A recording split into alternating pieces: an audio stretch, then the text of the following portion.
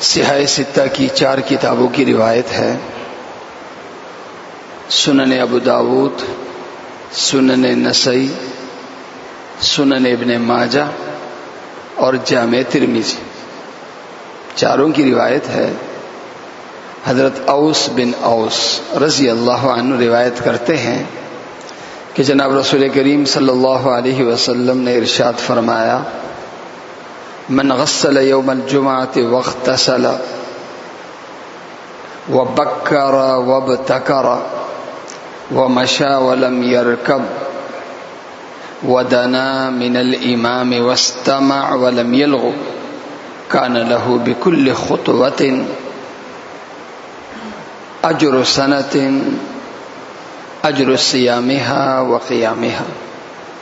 جناب رسول کریم صلی اللہ علیہ وسلم نے ارشاد فرمایا کہ جو شخص جمعے کے دن غسل کرے، صاف ستھرے کپڑے پہنے اور مسجد کی طرف آنے میں جلدی کرے اور جلدی آئے،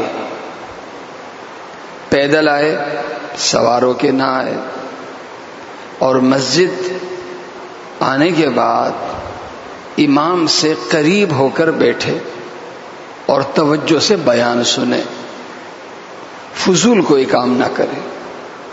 ایسے کرنے والے کو کیا ملے گا؟ فرمایا کہ اس پورے عمل پہ نہیں بلکہ اس کے ایک ایک قدم پر، اس کو ایک ایک قدم پر اللہ تعالی پورے 1 سال کی عبادت کا ثواب عطا کرے گا۔ پورے 1 سال کی عبادت، پورے 1 سال کی عبادت کی کیا تفصیل ہے؟ فرمایا کہ سال کی عبادت سے مراد کہ گویا اس نے پورے سال کے ہر دن کا روزہ رکھا ہو اور پورے سال کی پوری رات اس نے عبادت کی ہو۔ سال کا بڑا مہینہ رمضان کا مہینہ ہے جو ہمیں ملا ہے الحمدللہ، اور ہفتے کا بڑا دن جمعے کا دن ہے جو ہمیں ملا ہے۔ اس عظیم مہینے اور عظیم دن کی فضیلت اور برکت سے فائدہ اٹھائیں، اور آج کا بڑا عمل، بڑی سنت اس حدیث میں بیان کر دی۔ یہ بڑی سنت، بڑی عبادت کیا ہے؟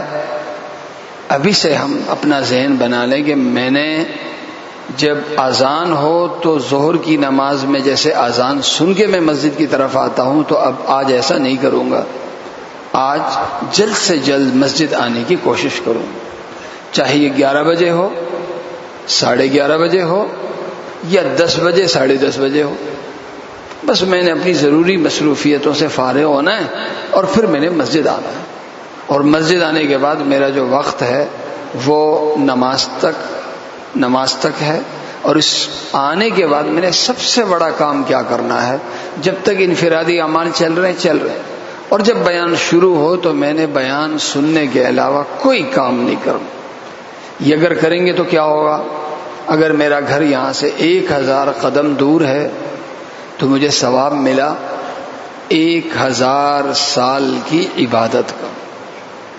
اور یہاں پیدل فرمایا، یہ اس لیے فرمایا، حالانکہ گاڑی میں بھی آئے تو وہی ثواب ملے گا، لیکن اس لیے تاکہ فضائل کا استحضار ہو، ایک شوق اٹھے کہ واقعی آج میں نے کتنے قدم اٹھائے، کسی کے 500، کسی کے 1000۔ اسی لیے بعض حضرات اس حدیث پر یوں عمل کرتے تھے کہ گھر جن کا قریب ہوتا تھا وہ دور کا راستہ لیتے تھے اور مسجد کی طرف آتے تھے تاکہ زیادہ سے زیادہ ان کے قدم اٹھیں۔ یہ تو تھے اس حدیث پر عمل کرنے والے۔